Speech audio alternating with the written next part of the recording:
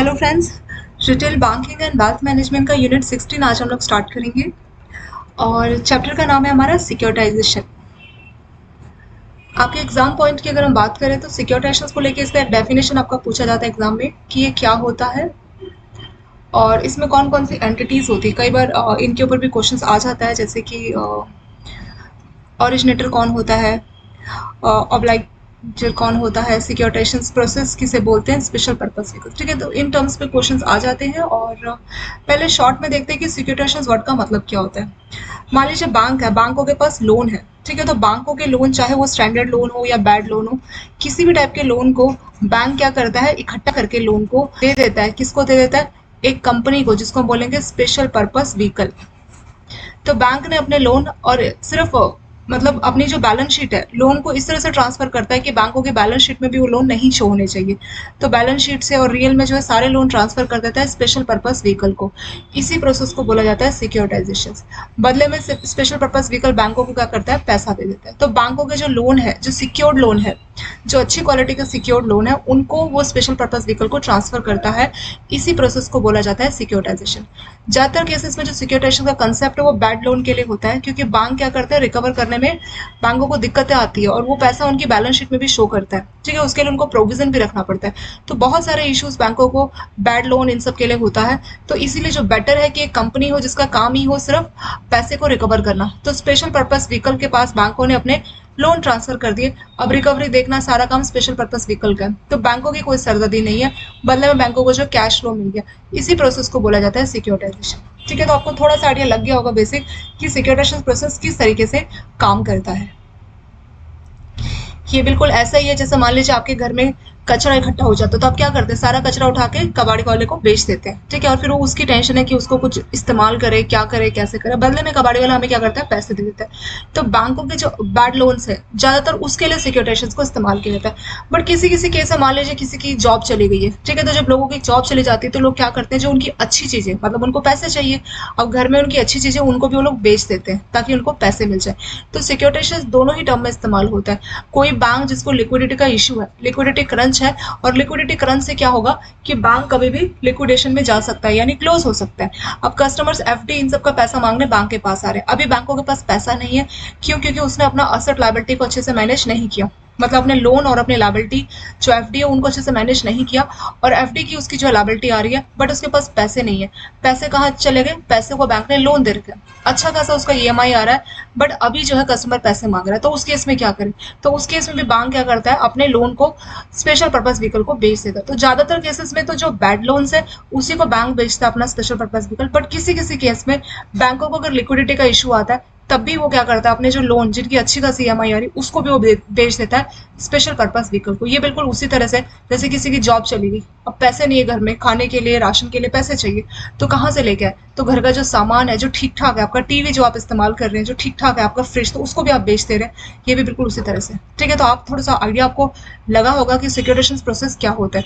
जिसको बेचा जाता है उसको बोलते हैं special purpose vehicle, special purpose vehicle.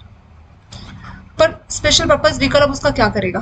ठीक है, वो क्या करेगा? उसको सिक्योरिटी मान के, ज्यादातर जो आपके लोन जिनकी सिक्योरिटीज होती है, ज्यादातर वो ले लोन स्पेशल पर्पस व्हीकल आपसे खरीदेगा। जैसे आपका हाउसिंग लोन हो गया, कार लोन हो गया, जिसमें आपने हाइपोथिकेशन किया, तो उसको क्या करेगा? सिक्योरिटी मान के, आपके लोन को सिक्योरिटी मान के ये इसको कैपिटल मार्केट में इशू कर देगा। ठीक है, और लोग जो इन्वेस्टर्स हैं वो क्या करेंगे? इसमें इन्वेस्ट करेंगे। तो वो बॉन्ड की फॉर्म में, सिक्योरिटी रिसिप्ट की फॉर्म में, किसी भी फॉर्म में जो है आपके जो लोन थे जो बैंक से उसने खरीदे थे स्पेशल पर्पस व्हीकल, उसको सिक्योरिटी मान के बॉन्ड इशू कर देगा स्पेशल, या फिर आपके सिक्योरिटी रिसिप्ट इशू कर देगा। और जो इन्वेस्टर्स जो इंटरेस्टेड है उसमें, वो उसमें इन्वेस्ट करेंगे। और जो बैंकों के लोन है उसको भी वो कैटेगराइज करते हैं। कैसे categorise? High risk, medium risk, low risk. तो जो हाई रिस्क वाले हैं तो उनको सिक्योरिटी मान के जो बॉन्ड इशू किए गए होंगे उसमें ज्यादा इंटरेस्ट रेट पे करेगा, क्योंकि ज्यादा रिस्की है, उसमें रिकवरी का चांस कम है। कुछ कम रिस्क वाले भी लोन होंगे तो उसको उसकी रेटिंग अच्छी है, मतलब है ना, कम रिस्क यानी रेटिंग अच्छी है, तो उस कम अच्छी रेटिंग वाले को कम इंटरेस्ट पे करेगा बॉन्ड में। तो इसी तरह से जो है स्पेशल पर्पस व्हीकल उसको कैटेगराइज करता है, असेट्स को देखता है कौन से असेट्स में रिकवरी अच्छे से हो जाएगी, या कौन से ऐसे असेट्स है जिसमें रिकवरी आ रही है, अभी ईएमआई अच्छे से मिल रहा है, कौन से ऐसे जो कि बैड लोन हो गए, तो उनको चेक करके फिर स्पेशल पर्पस व्हीकल उसी हिसाब से बॉन्ड्स की सिक्योरिटी रिसिप्ट ये सब इशू करता है। तो इस तरह से पूरा का पूरा प्रोसेस चलता है। ठीक है, तो बैंक का क्या फायदा कि उसकी बैलेंस शीट से बैड लोन चले गए या किसी बैंक को पैसे की जरूरत है तो वो अपने लोन बेच के स्पेशल पर्पज व्हीकल को पैसे ले सकते। तो बैंकों का इतना ही फायदा है। स्पेशल पर्पज व्हीकल का क्या फायदा है? उसका ये फायदा है कि उसने जो बैंक से लोन लिए उसको उसने गारंटी मान के उसके बेस पे उसने बॉन्ड सिक्योरिटी रिसिप्ट ये सब इश्यूज किए। ये इसका फायदा है। ठीक है, इसको पैसा मिल गया। और इन्वेस्टर्स क्या करेंगे, उसमें इन्वेस्ट करेंगे और उनको स्पेशल पर्पज व्हीकल को पैसा देंगे। तो इस तरह से ये पूरा चलता रहता है। ठीक है, तो थोड़ा सा हम लोग आइडिया इसका समझ गए, अब हम यहाँ से देखते हैं। यहाँ पे 2-3 टर्म्स आएंगी और इंट्रोडक्शन में से ज़्यादा कुछ है नहीं आपका। पहले ये 2-3 टर्म्स समझते हैं, फिर हम इंट्रोडक्शंस भी देख लेंगे। वैसे ऑब्लिगर, ऑब्लिगर मतलब इसमें जो पर्सन जिसने लोन लिया बैंक से उसको बोलेंगे ऑब्लिगर। ठीक है, अगर आपने किसी बैंक से लोन लिया, आपका नाम है मान लीजिए ए, तो आप कौन होगे? ऑब्लिगर। ऑरिजिनेटर, जिस बैंक ने लोन दिया है, मान लीजिए एसबीआई बैंक है, उसने एक कस्टमर है जिसका नाम है ए, उसको हाउसिंग लोन दिया 50 लाख का, तो जो बैंक है उसको बोला जाएगा ऑरिजिनेटर। सिक्योरिटेशंस उसी प्रोसेस को बोला जाएगा जिसमें एसबीआई अपने जो लोन है, ए के लोन को ट्रांसफर कर रहा है, किसको? स्पेशल पर्पज व्हीकल कंपनी को ट्रांसफर कर रहा है। स्पेशल पर्पज व्हीकल उसी कंपनी को, ट्रस्ट को, एंटिटी को बोला जाएगा जो कि एसबीआई से लोन खरीद रही है। स्पॉन्सर, स्पॉन्सर मतलब कोई पर्सन जिसने स्पेशल पर्पज व्हीकल को स्टैब्लिश किया गया। तो स्पेशल पर्पज व्हीकल को जो स्टैब्लिश करता है उसी को स्पॉन्सर बोलते हैं। ठीक है, तो ये आपका एक छोटा सा इंट्रोडक्शन यहाँ पे हो गया। अब हम यहाँ से देखते हैं सिक्योरिटेशंस की शुरुआत कब से हुई। तो इसकी शुरुआत हुई थी 1970 में, अर्ली 1970 इन यूएस। यूएस में शुरुआत हुई थी when home mortgage were pulled by the government bank agency so that they can be replace. तो बोल रहे जो होम लोन थे वहाँ पे, होम मॉर्गेज लोन, तो उनको सिक्योरिटीज की फॉर्म में इश्यू किया गया था। Securitisation is the financial practice of pooling various, pool का मतलब होता है इकट्ठा करना। जैसे मान लीजिए किसी बैंक के पास, ये बिल्कुल वैसे ही जब आप कचरा बेचने जा रहे हो तो अपने घर के सारे कबाड़े को आप लोग इकट्ठा कर लेते हैं, अलग अलग टाइप का वो हो सकता है। तो सेम ऐसे ही है कि बैंकों के अलग अलग टाइप के लोन है, मान लीजिए हाउसिंग लोन, कार लोन, हर तरह का लोन जो कि एनपी है या ठीक भी है, तो उनको इकट्ठा किया जा रहा है।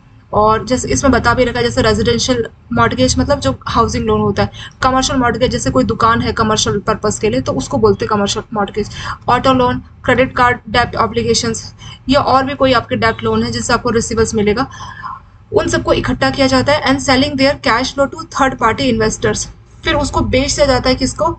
स्पेशल पर्पस व्हीकल को। और स्पेशल पर्पस व्हीकल क्या करती है? इन्वेस्टर्स को इशू करती है, किस फॉर्म में? बॉन्ड की फॉर्म में, पास थ्रू सर्टिफिकेट की फॉर्म में, सीबीओ, सीडीओ यानी कोलेटराइज डेब्ट ऑब्लिगेशन। कोलेटराइज डेब्ट ऑब्लिगेशन मतलब जिसके लिए कोलेटरल सिक्योरिटी को बेस मान के, आधार मान के अगर डेब्ट इंस्ट्रूमेंट इशू किए गए तो उसी को बोलते हैं कोलेटराइज डेब्ट इंस्ट्रूमेंट। ठीक है, तो जो चीज हमने ऊपर डेफिनेशन में देखी वही चीज यहाँ पे लिखी हो। फिर इन्वेस्टर्स को पैसा कहाँ से मिलेगा? जैसे हमने बॉन्ड दिया है तो 8% का सालाना हम उनको इंटरेस्ट पे कर रहे हैं, वो पैसा कहाँ से मिलेगा? Investors are repaid from the principal and interest cash flow. तो जो आपके लोन है तो उसमें आपको प्रिंसिपल और इंटरेस्ट मिल रहा होगा, तो उसी से जो है वो पैसा स्पेशल पर्पस व्हीकल को मिल जाता है, क्योंकि बैंक के बैलेंस शीट से तो अब वो ट्रांसफर हो चुका है। तो स्पेशल पर्पस व्हीकल को वहां से पैसा मिलता है, प्रिंसिपल और इंटरेस्ट, और वो इन्वेस्टर्स को इंटरेस्ट वो सब वहां से पे करते हैं। तो थोड़ा सा आप लोग समझ गए होंगे अभी तक कि सिक्योरिटेशन प्रोसेस क्या है, किस लिए इसको बनाया गया। इसका मेन पर्पस यही है कि अगर बैंकों के बैड लोन है जिनको वो रिकवर नहीं कर पा रहा, तो जो स्पेशलिस्ट है, स्पेशलिस्ट लोग जैसे बैंक का स्टाफ है उसका काम है लोन देना, कैश, बहुत सारे काम स्टाफ के होते हैं, तो बैंकों के स्टाफ जो है रिकवरी एजेंट के तौर पे काम नहीं करते। बट स्पेशल पर्पस व्हीकल का काम क्या है? बैंकों के ऐसे लोन को खरीदना, ज्यादातर जो कोलेटराइज मतलब जिनको कोई सिक्योरिटी मिली पड़ी हो। जैसे पर्सनल लोन ज्यादा ये एंटरटेन नहीं करते पर्सनल लोन को, जैसे housing loan, car loan, auto loan जिसमें सिक्योरिटीज है, तो उनको ही ये खरीदते हैं स्पेशल पर्पस व्हीकल, और उसी को आधार मान के, सिक्योरिटी मान के सिक्योरिटी रिसिप्ट, बॉन्ड्स ये सब इश्यूज करते हैं, और जो इन्वेस्टर्स है उस बॉन्ड में इन्वेस्ट करते हैं। अब यहाँ पे नीचे टर्म्स आ गए आपकी। पहला आपका आ जाएगा ऑब्लिगर, ये वही पर्सन होगा जो कि लायबल है जिसने बैंक से लोन लिया है। सेकंड आ जाएगा ओरिजिनेटर, अगर ए ने एसबीआई बैंक से लोन लिया तो एसबीआई बैंक को हम ओरिजिनेटर बोलेंगे। ठीक है, इट रेफर्स टू बैंक और company that transfer from its balance sheet, तो वो चाहे तो एक लोन या एक से ज्यादा पुल of loan.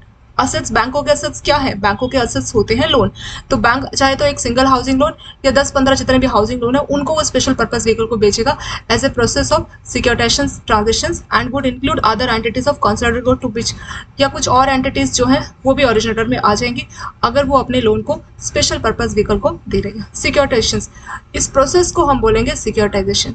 It means a process by which a single performing assets or pool of performing assets are sold to a bankrupt remotes। तो बोल रहे हैं जो आपके assets हैं, चाहे वो एक हो सकता है या pool मतलब assets का झुंड, ग्रुप जिसमें 10 लोन या 20 लोन है, तो उनको आप स्पेशल पर्पस व्हीकल को दे रहे हैं और अपनी जो बैलेंस शीट है वहां से भी आप ट्रांसफर कर रहे हैं। सिर्फ आप असेट्स बेच नहीं रहे, अगर आपने असेट्स बेच दिए तो वो अब आपके नहीं है तो आपकी बैलेंस शीट में वो नहीं शो होने चाहिए, तो आप अपनी बैलेंस शीट से भी ट्रांसफर कर रहे हैं। किसकी? ओरिजिनेटर की बैलेंस शीट से, यानी एसबीआई के बैलेंस शीट से वो असेट कहाँ ट्रांसफर हो जाएगा? स्पेशल पर्पस व्हीकल की। In return for immediate payment, payment special purpose vehicle को करना होता है और बदले में वो असेट्स उनको मिल जाएंगे और बैलेंस शीट से भी ट्रांसफर हो जाएगा। अब आता है आपका स्पेशल पर्पस व्हीकल। ये क्या होते हैं? ये कोई कंपनी भी हो सकता है। It means any company, trust और एनी एंटिटी कंस्टिट्यूटेड और एस्टेब्लिश फॉर स्पेसिफिक। तो स्पेशल पर्पस व्हीकल, नाम से लग रहा है स्पेशल, तो ये स्पेशल है। किस चीज में स्पेशल है? कि ये बैंकों से लोन लेके उसको बॉन्ड इशू करना, डेब्ट, यही इनका काम है और इनका कोई काम ही नहीं है, तो ये उसी चीज में स्पेशलिस्ट है। ठीक है, तो वही लिखा है स्पेशल पर्पस व्हीकल। तो ये इनकी क्या क्या एक्टिविटीज होंगी? Activities of which are limited, तो इनकी एक्टिविटीज लिमिटेड है। किस हद तक लिमिटेड है? To those for accompanying the purpose of company, trust और अदर एंटिटी एज अ, तो इनको ट्रस्ट कंपनी के तौर पे स्टैब्लिश किया जाएगा। Which is structure in a manner intended to isolate the corporation entity from the credit risk of, तो बोल रहे हैं इनका काम है कि बैंकों के जो ओरिजिनेटर है उनके क्रेडिट रिस्क को उनसे लेके जाना ताकि वो बैंकरप्ट या स्थिति में ना आए। तो स्पेशल पर्पस व्हीकल का वही काम है, बैंकों के बैड लोन्स को खरीदना, उनको पेमेंट करना, अब और जो बैलेंस शीट है बैंकों के बैलेंस शीट में जो बैड लोन या जो असेट्स शो कर रहे हैं उसको अपनी बैलेंस शीट में ट्रांसफर करना और फिर बॉन्ड से ये सब इशू करना इन्वेस्टर्स को, उनको प्रिंसिपल इंटरेस्ट जो मिलेगा वो किसको मिलेगा? स्पेशल पर्पस व्हीकल को मिलेगा। अब उसी से जो है बॉन्ड जो आपने इशू किए उनको आप पेमेंट करोगे, उनको इंटरेस्ट इस फॉर्म में पेमेंट करोगे। लास्ट टर्म है स्पॉन्सर। स्पॉन्सर कोई भी पर्सन जो कि प्रमोट करेगा स्पेशल पर्पस व्हीकल को। ठीक है, कोई पर्सन जिसके शेयर है या जिसने प्रमोट किया है स्पेशल पर्पस व्हीकल को, उसी को बोलेंगे स्पॉन्सर। जैसे हम टीवी में कोई सीरियल देखते हैं तो वहाँ पे ऐड आती है ना, इट इज स्पॉन्सर्ड बाय, तो मतलब उसने इसको पेमेंट किया। तो स्पेशल पर्पस व्हीकल को जिसने स्टैब्लिश किया, जिसने पैसे भरे स्पेशल इस कंपनी को बनाने के लिए, उसी को स्पॉन्सर बोला जाएगा। अब आता है आपका सिक्योरिटाइजेशन प्रोसेस। ये क्या होता है और किस तरह से काम करते हैं? द प्रोसेस ऑफ सिक्योरिटाइजेशन, इसकी शुरुआत कहाँ से होगी? पहले जो लेंडर यानी जो बैंक है, हमने अपने एग्जांपल में लिया था एसबीआई का नाम। ठीक है, तो ओरिजिनेटर कौन है? एसबीआई। वो क्या करेगा? Segregate loan lease receivable into pools. जैसे आप क्या करते हैं अपने घर का सारा कचरा इकट्ठा करते हैं, तो वैसे ही एसबीआई क्या करेगा? उसके जितने भी लोन है, चाहे वो ठीक है, जैसे उसने लीज ली हुई है, कोई लोन दिए हुए हैं, उन सबको इकट्ठा करेगा। विच आर रिलेटिवली होमोजेनियस, मतलब सेम टाइप के होने चाहिए। जैसे हाउसिंग लोन वाले सभी को उसने एक तरफ इकट्ठा किया, कार लोन वाले को इकट्ठा किया। ठीक है, ऐसा वो करेगा। The pool of assets are transfer to special. अब क्या होगा कि उसके जो भी असेट्स है जो उसने इकट्ठे किए वो उसको ट्रांसफर करेगा, किसको? स्पेशल पर्पस व्हीकल को। ठीक है, ये हम इस लाइन को हम कई बार देख चुके हैं कि सिक्योरिटाइजेशंस में क्या हो रहा है, बैंक अपने जो लोन है ज्यादातर जो सेम टाइप के, होमोजेनियस मतलब एक टाइप के, जैसे हाउसिंग लोन की 10-15 कस्टमर है उनको एक तरफ इकट्ठा कर लिया, कार लोन के 4-5 और एक तरफ इकट्ठा कर लिया। फिर उनको इकट्ठा करने के बाद उनका पुल मतलब उनको इकट्ठा करके जो उनका ढेर है, उनका जो ग्रुप है, उसको ट्रांसफर कर रहा है, किसको? स्पेशल पर्पस व्हीकल को। ये कंपनी है जो कि स्पेशलिस्ट है बैंकों से लोन खरीदने में और बॉन्ड इश्यू करने में इन्वेस्टर्स को। फिर अब ये 2 स्टेज में पूरा होगा। आपका जो सिक्योरिटाइजेशन का जो प्रोसेस है ये 2 स्टेज में होगा। इन द फर्स्ट स्टेज, पहले स्टेज में क्या होगा? There is sale of single assets और पुल और sale of assets to a special. तो पहले में क्या होगा? एसबीआई से वो जो आपके असेट्स है वो सिंगल भी हो सकता है या असेट्स का एक ग्रुप है जिसमें 8-10 असेट्स हैं, वो ट्रांसफर होंगे एसबीआई से स्पेशल पर्पस व्हीकल में। ये है आपका स्टेप नंबर 1। ठीक है, तो एसबीआई से जो ओरिजिनेटर है वहां से आपके असेट्स जो है, असेट्स या पुल ऑफ असेट्स ट्रांसफर होंगे स्पेशल पर्पस व्हीकल को in return for immediate cash payment. और जैसे ही असेट्स ट्रांसफर होंगे, बैलेंस शीट से भी ट्रांसफर करना रहेगा, उसके बाद स्पेशल पर्पस व्हीकल एसबीआई को क्या करेगा? पैसा दे देगा। ठीक है, इसके साथ आपका स्टेप नंबर 1 कंप्लीट हो गया। अब एसबीआई का रोल खत्म हो गया, यानी ओरिजिनेटर का काम खत्म हो गया। आपने अपना सामान दिया, अपने असेट्स दिए, लोन दिए, पैसा मिल गया। अब एसबीआई के लिए तो कहानी खत्म। अब बात करेंगे सेकंड स्टेज में। तो सेकंड स्टेज में किसका रोल रहेगा? ये रहेगा स्पेशल पर्पस व्हीकल का। वो क्या करेगा? उनको रीपैकेजिंग करेगा। रीपैकेजिंग मतलब अच्छे से उसको पैक करेगा, मतलब देखेगा कौन कौन से लोन किस कैटेगरी में रखने हैं। And selling the security interest representing claim on incoming cash flow from the assets and pool of asset to third party investors by it. तो अब वो क्या करेगा कि उनको सिक्योरिटी मान के कुछ बॉन्ड, सिक्योरिटी रिसिप्ट या कोई डेब्ट सिक्योरिटीज जो है इश्यूज करेगा। किसको इशू करेगा? Third party investors. जो जनता है, आम जनता, वो थर्ड पार्टी हो गए ना, तो उन थर्ड पार्टी इन्वेस्टर्स को वो सिक्योरिटी रिसिप्ट इशू करेगा। किसके बदले में? यही लोन जो उसने एसबीआई से खरीदे, ओरिजिनेटर से खरीदे, उसको सिक्योरिटी मान के वो सिक्योरिटी रिसिप्ट्स, बॉन्ड, ये सब इशू करेगा। किसको इशू करेगा? इन्वेस्टर्स को इशू करेगा। तो ये स्टेप नंबर 2 हो जाएगा। ठीक है, इस तरीके से काम करते हैं। यही चीज आपको डायग्राम से बताई हुई है। तो सिक्योरिटाइजेशन में 2 चीजें हो रही है। स्टेप नंबर 1 में क्या हो रहा है? एसबीआई ने क्या किया? जो उसके लोन थे उसने उसको इकट्ठा किया और स्पेशल पर्पस व्हीकल को बेच दिया, अपनी बैलेंस शीट से भी ट्रांसफर कर दिया, ठीक है, और स्पेशल पर्पस व्हीकल ने एसबीआई को पेमेंट कर दी। Step number 1 complete. Step number 2 में स्पेशल पर्पस व्हीकल उनको अच्छे से रिपैकेजिंग करेगा, देखेगा कि कौन कौन से असेट्स को मेरे को बेस मार के कौन कौन से बॉन्ड्स इशू करने, कौन कौन से असेट्स कितने अच्छे से रिकवर हो पा रहे हैं, उनकी रेटिंग देखेगा, कौन से की रेटिंग ट्रिपल ए है, ए, उस हिसाब से डिसाइड करेगा कि मुझे कौन से असेट्स कितने इंटरेस्ट रेट पे बेचने। अगर अच्छे मतलब कम रिस्क है तो उसके लिए कम इंटरेस्ट पे करेगा, ज़्यादा रिस्क है तो ज़्यादा इंटरेस्ट उसको बॉन्ड में पे करना पड़ेगा। वो सारा काम देखेगा और फिर उन असेट्स को सिक्योरिटी रिसिप्ट की फॉर्म में या वो बॉन्ड की फॉर्म में इश्यूज करेगा किसको, थर्ड पार्टी इन्वेस्टर्स, ठीक है। तो यही आपका स्टेप नंबर 2 इसमें हो जाएगा। सेम चीज आपको यहाँ पर डायग्राम से बता रखी है इसमें। सिक्योरिटाइजेशन में क्या होता है कि जो भी आपके लोन है, जैसे बैंकों के असेट्स है या इलिक्विड असेट्स है, इलिक्विड असेट्स मतलब जो इजिली कैश में कन्वर्ट नहीं हो पा रहे, तो उनको सिक्योरिटीज में जो है ट्रांसफर किया जा रहा है एसपीवी के द्वारा, which are then bought and sold, और बाद में उसको फाइनेंशियल मार्केट में खरीदा बेचा जाता है, किसके द्वारा, इन्वेस्टर्स के द्वारा। तो इन्वेस्टर्स उसको खरीदने बेचने का काम करते हैं, इसी प्रोसेस को हम सिक्योरिटाइजेशन बोलते हैं। फिर वही बोला है कि बैंक और financial institution will collect money into pool, तो वो जो पैसा है उसको इकट्ठा करेगा, फिर उसको छोटे हिस्सों में डिवाइड करेगा, सिक्योरिटीज के तौर पे बेचेगा, जो बायर्स है उसमें इन्वेस्ट करेंगे। तो वही चीज़ यहाँ पे लिखी। आगे इसका फायदा, इसके फायदे क्या है सिक्योरिटाइजेशन में, तो इसमें कई सारे फायदे हैं। It offers a number of advantages to the seller, investors and debt, तो सभी को इसमें फायदा है, बैंकों को भी, इन्वेस्टर्स को भी, स्पेशल पर्पस व्हीकल को, सभी को इसमें फायदा है। इसके फायदे की बात कर लेते हैं। With it supports bank can keep loan of their balance sheet so reducing additional, तो बैंकों को अगर मान लीजिए पैसा चाहिए या कोई बैड लोन है, एनपी हो रहा है, तो उसके लिए बैंकों को अलग से प्रोविजन रखना पड़ता है। तो बैंक क्या करेंगे, अपने उस लोन को सिक्योरिटाइजेशन प्रोसेस के तहत एसपीवी को बेच देंगे, तो बैंकों के बैलेंस शीट से वो लोन चले जाएंगे, तो बैंकों का ये फायदा हो गया। It is alternate form to bank and financial institutions of funding risk transfer and capital market, तो बैंकों ने क्या किया, अपना रिस्क एक तरह से ट्रांसफर कर दिया। फंडिंग रिस्क मतलब उनको पैसा कम पड़ रहा है, बैंकों के पास पैसा नहीं है, तो बैंकों ने क्या किया, अपने लोन बेच दिया एसपीवी, तो जो फंडिंग रिस्क है वो बैंकों ने उसको रिजॉल्व कर लिया। फंडिंग रिस्क मतलब पैसा नहीं है, लिक्विडिटी नहीं है, तो बैंकों ने अपने लोन बेच दिया एसपीवी को और वहां से उनको पैसा मिल गया। तो एक अल्टरनेट तरीका फंडिंग रिस्क से निपटने का। और क्या फायदा, it help reduce lending concentration and improve, lending concentration मतलब होता है सारा पैसा एक ही जगह पर लगाना, तो क्योंकि आपके पास अगर ऐसा था भी कि आपने पैसा एक जगह लगाया तो उसको आपने बेच दिया, बदले में आपको कैश मिल गया, तो आपकी लिक्विडिटी जो है बढ़ जाएगी। नेक्स्ट है support attainment of fund at lower cost since these are isolated from potential, तो जो ओरिजिनेटर है अगर उसकी बैंकरप्ट होने की नौबत आ रही है, उसके पास लोन मतलब लोगों को एफडी क्लोज हो रही है बट उसके पैसे देने के लिए नहीं है, तो अपने लोन को बेच के पैसा ले सकते, तो इस नौबत से वो बच सकता है।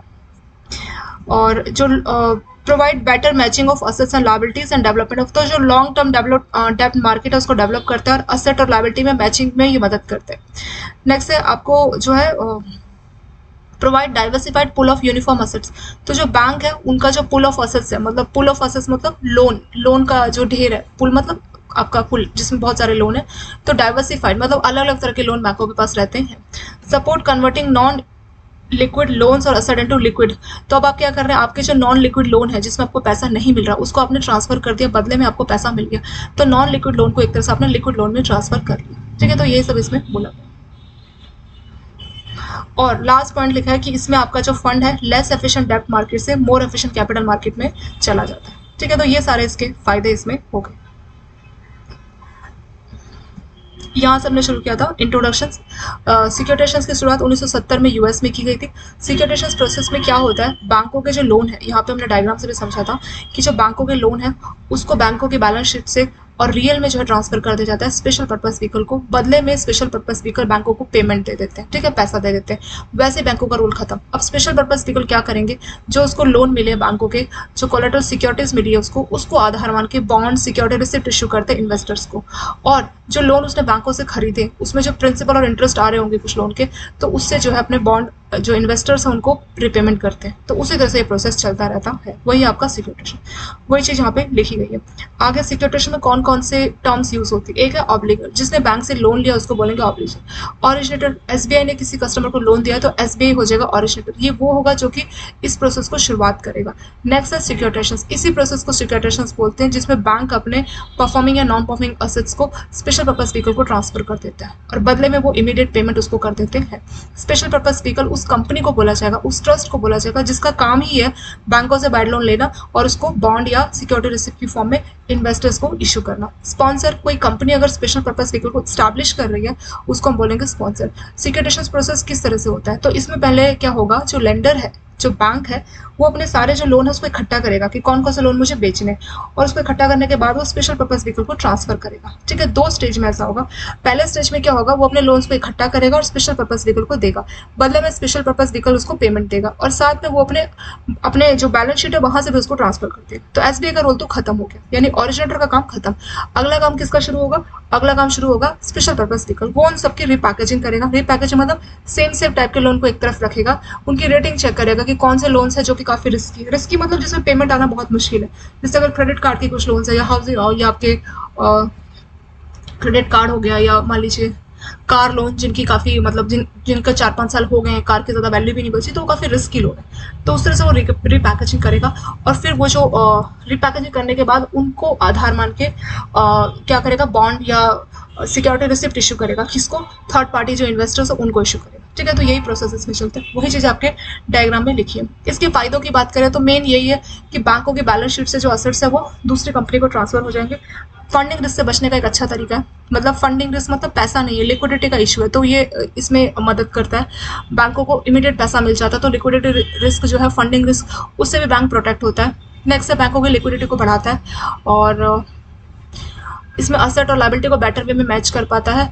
एक डाइवर्सिफाइड पूल बैंकों के पास होता है यूनिफॉर्म असेट्स का, और नॉन लिक्विड लोन को लिक्विड लोन में कन्वर्ट करता है इस प्रोसेस की हेल्प से। तो यही सारा आपके इसमें होगा। नेक्स्ट हमारा RBI new initiative, RBI new directions. तो आरबीआई ने securitisations of standard assets loan transfer को लेके क्या डायरेक्शन दिए, तो उसकी बात यहाँ पे की गई है। तो आरबीआई ने मास्टर सर्कुलर जारी किया इस चीज को लेके, और ये कब की बात है, ये बात है 8 जून 2020। तो 8 जून 2020 को मास्टर डायरेक्शन लेके आया आरबीआई इसी चीज के मामले में कि स्टैंडर्ड असेट्स को बैंक ट्रांसफर कर रहा है तो क्या क्या चीजें होनी चाहिए।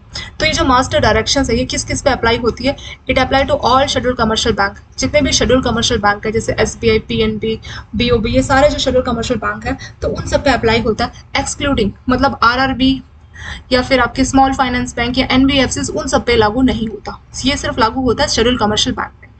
आगे मास्टर डायरेक्शन में किस बारे में बात की गई थी,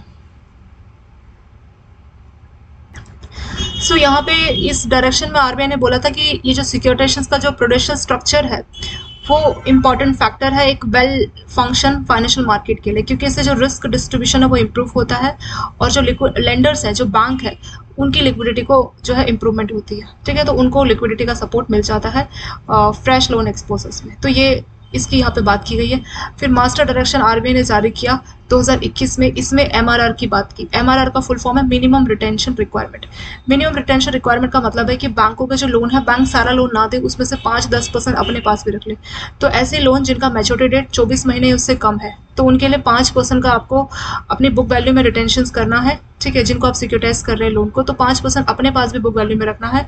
और ऐसे लोन जिनका मैच्योरिटी 12 महीने से ज़्यादा है तो 10% आपको मिनिमम रिटेंशन करना है। ये बिल्कुल वैसे ही है कि मान लीजिए आपने 100 करोड़ के लोन दिए या मान लीजिए 1 लाख का लोन दिया बैंक ने, या मानते हैं 100 लाख का लोन दिया, तो 100 लाख में से अगर आपका ये लोन का टाइमिंग 12 महीने से 24 महीने से ज़्यादा है तो आपको 10% अपने पास, यानी 10 लाख अपने पास रखने, अपनी बुक वैल्यू में 10 लाख रखने, पूरा का पूरा 100 लाख नहीं बेचना स्पेशल पर्पस व्हीकल को।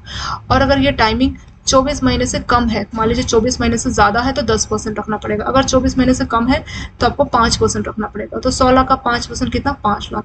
तो आपकी बुक वैल्यू में 5 लाख शो होना चाहिए। तो यही सारी चीज़ें इसमें बोली थी। ठीक है, और मिनिमम टिकट साइज, तो जब भी आप सिक्योरिटेशन नोट इशू करोगे तो मिनिमम टिकट साइज कम से कम 1 करोड़ का होना चाहिए, ये भी इसमें बोला था।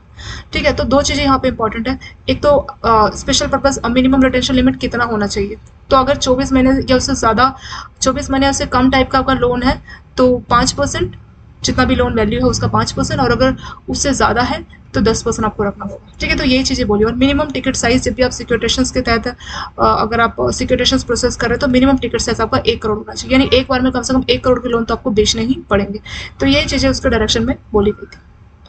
फिर नेक्स्ट हेडिंग है securitisations by transfer of asset through securitisations. अब इसमें बोला है असेट्स मतलब कौन कौन से लोन को आप बेच सकते हैं सिक्योरिटेशंस प्रोसेस से, तो उसकी यहाँ पे बात की गई है। यहाँ पे बोले इन ए सिंगल सिक्योरिटाइजेशन ट्रांजेक्शंस, तो जो भी असेट्स है होमोजेनियस पूल, मतलब जैसे housing loan, car loan, same type के होने चाहिए। कुछ कंडीशंस भी है, एक्सेप्ट द फॉलोइंग, तो इन चारों को छोड़ के बाकी टाइप के लोन आपके एलिजिबल है सिक्योरिटाइजेशन के तहत। अगर आपने कैश क्रेडिट, मतलब रिवॉल्विंग, जैसे कैश क्रेडिट ओडी जो कि रिवॉल्विंग होता है, इस तरह के लोन को आप नहीं बेच सकते। अगर आपने दूसरी एंटिटी से कोई असेट परचेज किया है, जैसे मान लीजिए एक बैंक दूसरे बैंक के लोन को खरीद लेता है या टेक ओवर कर लिया, तो उस केस में भी आपके असेट सिक्योरिटाइजेशन के लिए एलिजिबल नहीं होंगे। तीसरा है सिक्योरिटाइजेशन एक्सपोजर, जैसे आपके जो मॉर्गेज, जैसे आपने घर को सिक्योरिटी मान के कोई लोन ले लिया, तो इस तरह के लोन जो होते हैं वो भी एलिजिबल नहीं है। लास्ट में जो बुलेट रिपेमेंट वाले लोन है वो भी एलिजिबल नहीं है। तो 4 कैटेगरी के लोन एलिजिबल नहीं है। पहला कौन सा है? कैश क्रेडिट, रिवॉल्विंग वाले जो होते हैं ना, कैश क्रेडिट, बैंक गारंटी नहीं, कैश क्रेडिट हो गया, आपका ओडी हो गया, उस तरह के लोन एलिजिबल नहीं है। दूसरी एंटिटी से, दूसरे बैंक से अगर आपने कोई लोन खरीदा, तो आपने खरीद लिया तो अब आप उसको सिक्योरिटाइजेशन के तहत नहीं बेच सकते। मॉर्गेज बैक वाले जो लोन होते हैं, मतलब इसमें आपकी सिक्योरिटी ली जाती है और उसको आधार मान के कोई लोन दिया जाता है, तो वो भी एलिजिबल नहीं है। बुलेट रिपेमेंट वाले लोन भी एलिजिबल नहीं है। फिर यहाँ पे कंसेप्ट और है minimum holding period. Minimum holding period का मतलब ये है कि कोई चीज अगर आप बेच रहे हैं तो कुछ टाइम अपने पास भी रखिए, ठीक है, वही है मिनिमम होल्डिंग। मतलब कुछ भी अगर आप लोन बेच रहे हैं तो ऐसा नहीं आपने कस्टमर को आज लोन दिया और कल आप इसको सिक्योरिटाइजेशन कंपनी को बेच रहे हैं, वैसा नहीं होना चाहिए। कुछ टाइम के लिए आपको अपनी बुक्स में भी होल्ड करके रखना पड़ेगा, तो वही आपका मिनिमम होल्डिंग पीरियड। तो यहाँ पे टाइमिंग भी दे रखी है, ये टाइमिंग बता रखा है कि मिनिमम इंस्टॉलमेंट के हिसाब से बता रखा है कि कितना होल्डिंग पीरियड होना चाहिए। तो उसमें बोला है बैंक कैन सिक्योरिटाइज लोन, मतलब लोन को बैंक बेच सकता है only after minimum holding period counted from date of first disbursement. तो मिनिमम होल्डिंग पीरियड की काउंटिंग कब से होगी? जब आपका फुल डिस्बर्समेंट हो जाएगा तब से काउंटेड होगी। या आपका जो, अगर मान लीजिए आप कार लोन या हाउस दे रहे हैं, रेजिडेंशियल हाउस, तो आपका जो हाउस है वो एक्विजिशन, मतलब वो हाउस आपने खरीद लिया हो, किसने, बोरोर ने खरीद लिया हो तब से। या अगर कोई प्रोजेक्ट है, मान लीजिए कंस्ट्रक्शन हो रही है किसी बिल्डर के द्वारा, तो जब प्रोजेक्ट कंप्लीट हो जाएगा तब से, मतलब जब पूरा काम खत्म हो जाएगा, डिस्बर्समेंट हो जाएगी। अगर आपको कोई कार खरीदनी या घर खरीद लिया या कोई प्रोजेक्ट है तो प्रोजेक्ट कंप्लीट हो गया, उसके बाद से आप मिनिमम होल्डिंग पीरियड की काउंटिंग शुरू करेंगे, ठीक है। तो यही इसमें बोला है। और मिनिमम होल्डिंग पीरियड डिपेंड करता है अलग अलग लोन के हिसाब से, कितना उसका टेन्योर है, कितना उसका रिपेमेंट फ्रीक्वेंसी, उसके हिसाब से डिसाइड होगा कि मिनिमम होल्डिंग पीरियड कितना है। तो ऐसे लोन जिनका मैच्योरिटी 2 साल का है उनको एक कैटेगरी में रखा है, 2 से 5 साल वालों को दूसरे में, और 5 साल से ज़्यादा मैच्योरिटी वाले को तीसरे में, ठीक है। तो यहाँ पे आपको बता रखा है वीकली बता रखा है, फोर्टनाइटली बता रखा है, मंथली बता रखा है, क्वार्टरली बता रखा है। तो जो 2 साल से कम वाले हैं तो कम से कम 12 इंस्टॉलमेंट वीकली, अगर वीकली इंस्टॉलमेंट आप ले रहे हो तो 12 आ जानी चाहिए। अगर फोर्टनाइटली मतलब 15 दिन में एक बार ले रहे हो तो 6 बार आ जानी चाहिए। अगर मंथली ले रहे हो तो 3 मंथ तक पे करना चाहिए। क्वार्टरली ले रहे हो तो 2 क्वार्टर में पे करना चाहिए। ऐसे 2 से 5 साल का भी डेटा दिया है, 18, 9, 6 और 3। 5 साल से ज़्यादा वालों का 12 और 4, ठीक है। तो ये आपको मिनिमम इंस्टॉलमेंट बता रखा है कि कितना मिनिमम इंस्टॉलमेंट होना चाहिए। और फिर यहाँ पे एक लाइन और लिखी है कि आरबीआई ने बाद में इसको रिवाइज कर दिया था।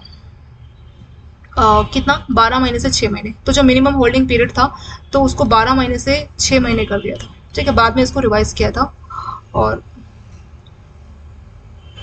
12 महीने से 6 महीने रिवाइज किया। इसका फायदा क्या कि बैंकों को 12 महीने तक का वेट नहीं करना पड़ेगा। अगर 12 महीने का टाइम है तो बैंकों को 12 इंस्टॉलमेंट का वेट करना पड़ेगा, तभी वो अपने असेट्स बेच सकता है। अब आरबीआई ने मिनिमम होल्डिंग पीरियड को 12 महीने से घटा के 6 महीना कर दिया, तो इससे फायदा क्या होगा कि बैंक सिर्फ 6 महीने अपने पास रख के भी अपने असेट्स को बेच सकता है। तो यही आपका मिनिमम होल्डिंग पीरियड इसमें हो गया। नेक्स्ट आता है आपका मिनिमम रिटेंशन रिक्वायरमेंट। ये बिल्कुल वही है जो हमने ऊपर देखा था ना, 5%, 10%, वही वाले पॉइंट को दोबारा यहाँ पे लिखा गया। मिनिमम रिटेंशन रिक्वायरमेंट मतलब आपके पास मान लीजिए लोन है, आपने मान लीजिए 1 करोड़ का हाउसिंग लोन दिया और आप एक ही हाउसिंग लोन को स्पेशल पर्पस व्हीकल को बेचना चाहते हैं, तो आरबीआई क्या बोलता है कि कुछ अपने पास भी रिटेंशन कीजिए। तो पूरा का पूरा लोन मत बेचिए। जैसे मान लीजिए आपके पास एक करोड़ के 10 हाउसिंग लोन है, 10 हाउसिंग लोन है 1 करोड़ के, तो आप एक काम कीजिए कि अगर उसका टेन्योर पर डिपेंड करता है, अगर मैच्योरिटी 24 महीने या उससे कम है तो 5% आप अपने पास रख लीजिए बुक वैल्यू का। अगर 24 महीने या उससे ज़्यादा है तो 10% आप रख लीजिए। बस यही पॉइंट इसमें इंपॉर्टेंट और इसमें कुछ भी इंपॉर्टेंट है। तो मिनिमम रिटेंशन पीरियड मतलब वही है कि सारा कुछ मत बेच दीजिए, कुछ अपने पास भी रखिए। अगर 24 महीना या उससे ज़्यादा, 24 महीने उससे कम का मैच्योरिटी है, जैसे लोन आपने हाउसिंग लोन लिया मान लीजिए 5 साल का, तो मैच्योरिटी कितना हो गया? 5 साल, ठीक है। 5 साल का आपने हाउसिंग लोन दिया था, तो अगर 24 महीने या उससे कम है तो 5% आपको रखना पड़ेगा। 24 महीने उससे ज़्यादा है, मतलब अगर लेट है 24 महीने उसके ज़्यादा है तो 10% आपको अपने पास रिटेंशन के तौर पे रखने होंगे। मतलब पूरा का पूरा लोन आपको नहीं बेचना। वही आपका मिनिमम रिटेंशन रिक्वायरमेंट कि कुछ वैल्यू लोन का अपनी बुक वैल्यू के तौर पे रखना पड़ेगा जिनको आप बेच रहे हैं। अगर 24 महीने से कम है तो 5% रखना पड़ेगा बुक वैल्यू का, और 24 महीने से ज़्यादा है तो 10% बुक वैल्यू का रखना होगा। तो वही चीज़ यहाँ पे लिखी हुई है। बुलेट रिपेमेंट को मना किया था ना, लेकिन यहाँ पे कंडीशंस लिखी है कि जो बुलेट रिपेमेंट जो कि 24 महीने वाले होते हैं तो उसको अलाउड है, लेकिन उसमें जो रिपेमेंट है पहले 12 महीने के बाद आ जानी चाहिए। तो जो 24 महीने वाले जो बुलेट रिपेमेंट होते हैं तो उनको आप सिक्योरिटाइजेशन कर सकते हैं।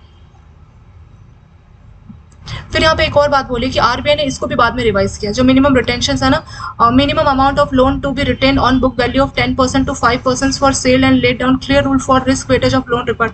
तो जो 10% था ना कि 24 महीने से ज्यादा है तो आपको 10% रखना पड़ेगा, तो उसको घटा के 5% कर दिया था बाद में। ठीक है, तो वही चीज लिखी कि बाद में इसको आरबीआई ने एमआरपी यानी मिनिमम रिटेंशन को चेंज किया। और कब से दिस चेंजेस में lead to increase in volume in second half, तो ये कोविड की वजह से किया था।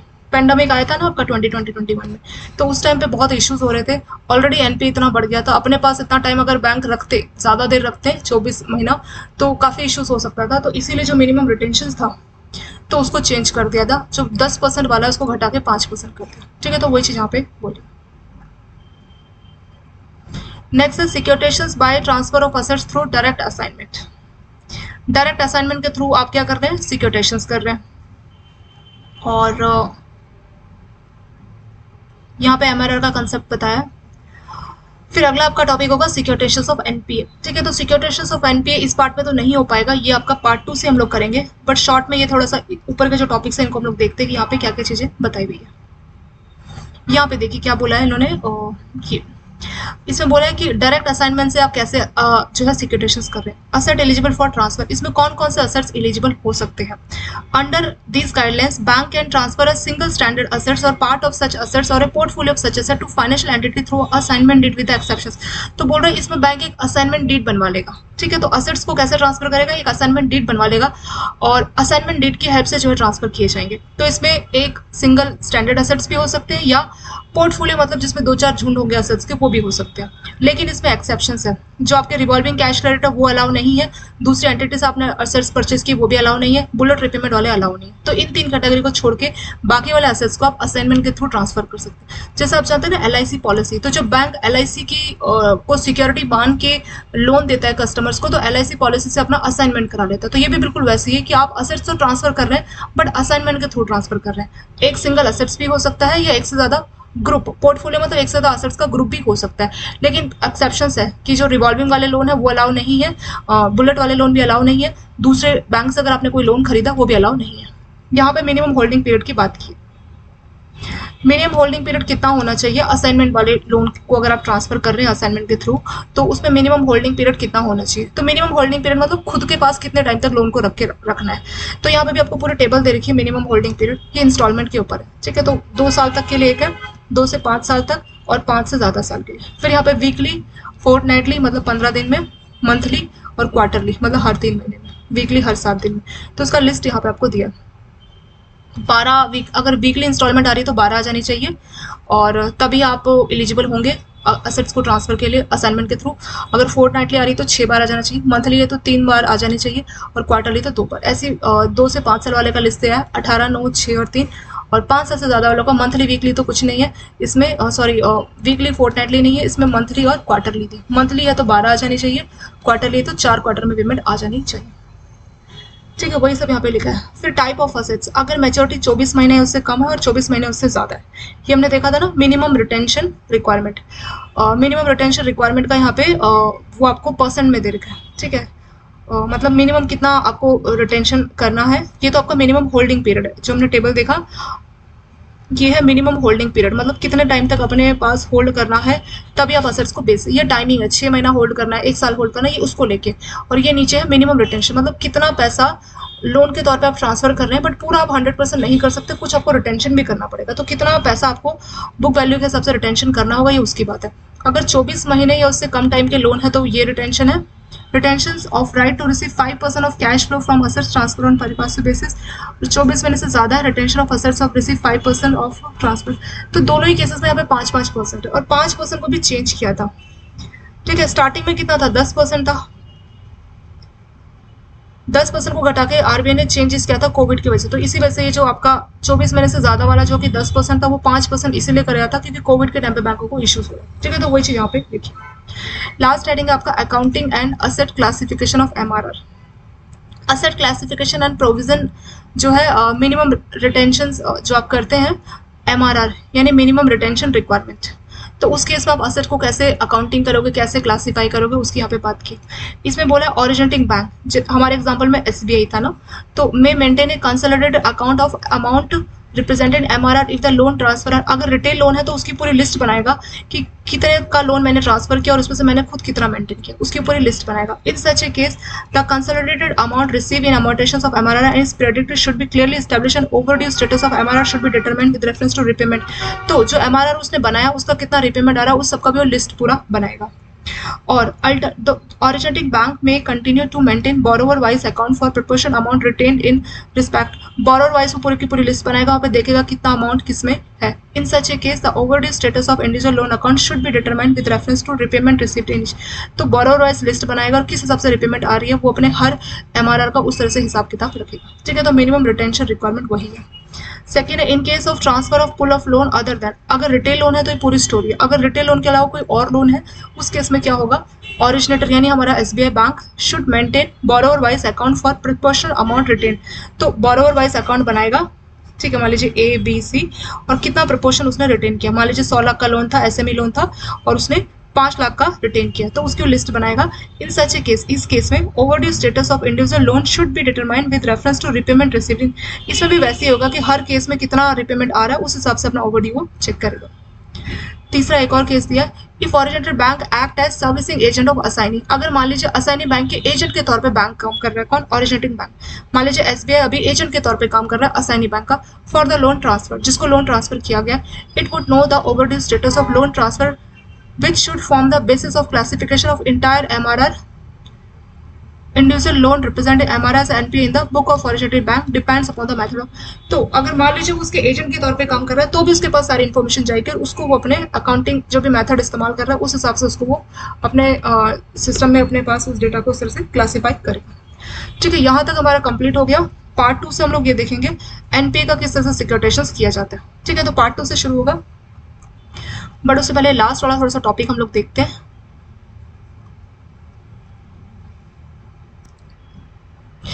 यहाँ पे RBI के डायरेक्शंस की बात की गई थी और RBI ने अपने डायरेक्शंस में जो है बोला था कि जैसे 2021 में उसने जो डायरेक्शंस दी थी वो MRR को लेके दी थी, मिनिमम रिटेंशन रिक्वायरमेंट। मतलब पूरा का पूरा पैसा आप ट्रांसफर नहीं कर दोगे SPV को, पूरा का पूरा लोन, कुछ पैसा आपको अपने पास भी रिटर्न करना होगा। अगर 24 महीने उससे कम टाइम है तो 5% रिटेंशन, 24 महीने से ज़्यादा है तो 10%। और एक बार में जो टिकट साइज आपके सिक्योरिटाइजेशन का 1 करोड़, यानी अगर आप एक बार में पैसा ट्रांसफर कर रहे हैं तो कम से कम 1 करोड़ का तो होना ही चाहिए। तो ये चीज़ RBI ने अपने डायरेक्शंस में बताई थी। फिर आगे आप अगर सिक्योरिटाइजेशन के थ्रू अगर आप असेट्स को सिक्योरिटाइजेशन के थ्रू ट्रांसफर कर रहे हैं तो कौन कौन से असेट्स एलिजिबल है, यहाँ पे लिस्ट है। तो यहाँ पे बोला हर तरह के असेट्स एलिजिबल है, बट 3-4 केसेस में नहीं एलिजिबल। अगर रिवॉल्विंग क्रेडिट है तो एलिजिबल नहीं है, किसी दूसरे एंटिटी से असेट परचेज की वो भी एलिजिबल नहीं है। जो मॉर्गेज वाले लोन होते हैं, जैसे हाउस को सिक्योरिटी मान के लोन ले लिया, asset back mortgage back loan, वो एलिजिबल नहीं है। बुलेट रिपेमेंट वाला लोन एलिजिबल नहीं है। फिर कंसेप्ट है मिनिमम होल्डिंग पीरियड, टाइमिंग को लेके कि बैंक ने मान लीजिए आज लोन लिया, मतलब आज कस्टमर को लोन दिया और कल SPV को लोन बेच दिया, ऐसे अलाउ नहीं है, कुछ टाइम उसको अपने पास भी रखना पड़ेगा। फिर यहाँ पे टाइमिंग को लेके, अगर 2 साल तक के लोन है, 2 से 5 साल के लोन है, 5 साल से ज़्यादा, तो यहाँ पे टाइमिंग भी दे रखा है। मंथली अगर आप पेमेंट कर रहे हैं तो 3 महीना कम से कम रखना पड़ेगा, तभी आप बेच पाओगे। अगर क्वार्टरली पेमेंट आ रही है तो 2 क्वार्टर पेमेंट आनी चाहिए, तभी आप बेच पाओगे। अगर 2 से 5 साल वाले लोन है तो 6 महीना कम से कम पेमेंट आने चाहिए, तभी आप बेच पाओगे। 3 क्वार्टर पेमेंट आने चाहिए, तभी आप बेच पाओगे। ठीक है, और अगर 5 साल से ज़्यादा है, अगर मंथली बात करें तो 12 महीने इंस्टॉलमेंट आ जानी चाहिए, तभी आप उस लोन को बेच पाओगे SPV को। और अगर क्वार्टर में पेमेंट आ रही है तो 4 क्वार्टर आने चाहिए, तभी आप उसको बेच पाओगे। लेकिन RBI ने इसको रिवाइज कर दिया। RBI ने जो 12 महीने का था ना कि 12 महीना रिटर्न करना पड़ता था, तो 12 महीने को घटा के 6 महीना कर दिया। ये जो 12 महीने वाला है ना, ये जो मंथली पेमेंट 12 है उसको चेंज करके 6 कर दिया। तो इस केस में अब 6 ही एनफ है। तो 6 का 12 जो 5 साल से ज़्यादा वाले लोन है तो उसमें बेनिफिट मिला कि जो 12 महीना रखना पड़ता था उसको सिर्फ 6 महीना रखना ही काफ़ी है। ये इसी वजह से किया गया था, ये कोविड का जो इशू था तो उसको ध्यान में रखते हुए ऐसा किया गया। फिर आता है minimum retention requirement. Minimum retention मतलब पूरा का पूरा लोन आपको बेच नहीं देना है SPV को, कुछ पैसा अपने पास भी बचा के रखना है। तो अगर आपका 24 महीने उससे कम टाइप का लोन है मैच्योरिटी, तो उसके इसमें 5% ऑफ बुक वैल्यू अपने पास रखना है, बाकी 95% आप बेच सकते हैं। और अगर 24 महीने से ज़्यादा टाइम का आपका बुक वैल्यू है, 24 महीने से ज़्यादा टेन्योर का लोन है, तो 10% ऑफ बुक वैल्यू अपने पास रखना है, बाकी आप बेच सकते हैं। ठीक है, तो वही चीज़ यहाँ पे बोली गई है। फिर कोविड के टाइम पे फिर यहाँ पे भी एक डिस्काउंट दिया गया। जैसे वहाँ पे मिनिमम होल्डिंग में 12 महीने को 6 महीना कर दिया ना, वैसे यहाँ पे क्या डिस्काउंट मिला, जो 10% वाले हैं ना उनको बोला कि कोई नहीं 5% रिटेन कर लो, बाकी आप बेच दो। ठीक है, तो ये था। यहाँ हमने देखा था ना कि 24 महीने से जो ज़्यादा थे उसके लिए 10% रिटेन करना था, तो कोविड के टाइम पे इसको घटा के 5% कर दिया था। ठीक है, तो अभी ये 5% है। फिर next securitization by transfer of asset through direct assignment. ये एक तरीका है, डायरेक्ट असाइनमेंट के थ्रू आप असेट को सिक्योरिटाइज कर सकते हैं। तो इसमें आपके सारे स्टैंडर्ड असेट्स या पोर्टफोलियो ऑफ असेट्स एलिजिबल है, लेकिन 2-3 एलिजिबल नहीं है। कौन कौन से एलिजिबल नहीं है? अगर आपने दूसरे एंटिटी से लोन लिया तो एलिजिबल नहीं है, बुलेट रिपेमेंट से लोन लिया तो वो भी एलिजिबल नहीं है, और अगर आपने कैश क्रेडिट इस तरीके का जो लोन है वो भी एलिजिबल नहीं है। यहाँ पे मिनिमम होल्डिंग की बात है, ये किसके लिए? ये आपके डायरेक्ट असाइनमेंट के थ्रू है। असाइनमेंट क्या होता है? जैसे बैंक क्या करता है, LIC को सिक्योरिटी मान के लोन दे रहा है, तो LIC के फेवर में बैंक अपना असाइनमेंट कर, ये एक टाइप का चार्ज होता है। ठीक है, तो अगर आप डायरेक्ट असाइनमेंट के थ्रू सिक्योरिटाइजेशन का प्रोसेस कर रहे हैं तो उसकी यहाँ पे बात की। यहाँ पे मिनिमम होल्डिंग पीरियड को लेकर टेबल दी गई है आपकी। ठीक है, अगर 2 साल तक का है तो 3 मतलब 2 साल, 2 साल से 5 साल, 5 साल से ज़्यादा, पूरी की पूरी यहाँ पर टेबल आपको दी गई है। फिर अमाउंट को लेके भी है कि अगर 24 महीने उससे कम टाइम के लिए तो आपको 5% रखना पड़ेगा हमारा, 24 महीने से ज़्यादा तो 5%। ये पहले 10% था जिसको घटा के 5% यहाँ पे कर दिया। फिर अकाउंटिंग एंड क्लासिफिकेशन, MRR जो मिनिमम रिटेंशन रिक्वायरमेंट, उसको आप किस तरह से क्लासीफाई करोगे? 3 तरह से। एक, अगर आपका लोन रिटेल है, एक अदर देन रिटेल। अगर रिटेल लोन होगा तो आपको हर किसी की लिस्ट बना के बोरोवर वाइज जो पेमेंट आ रहा है वो अपना हिसाब रखना होगा। अदर देन रिटेल है तो भी आपका प्रोसेस सेम उसी तरह से कि बोरोवर वाइज आपको लिस्ट बनानी होगी, कितना पेमेंट आ रहा है वो देखोगे। तीसरा, अगर आपका केस है, ठीक है, अगर आप सर्विसिंग एजेंट के तौर पे काम कर रहे हैं तो जिस हिसाब से आपको डेटा मिलेगा उस तरह से उसको, उस अकाउंटिंग मेथड को फॉलो करके आपको सारा हिसाब किताब रखना है। चलिए, पार्ट 1 आपका खत्म हो गया। पार्ट 2 से हम डिस्कस करेंगे सिक्योरिटाइजेशन ऑफ एनपीए को। और वीडियो अगर आपको अच्छी लगी तो वीडियो को लाइक कीजिए, चैनल को अपने दोस्तों के साथ सब्सक्राइब कीजिए, और thank you so much for watching this video.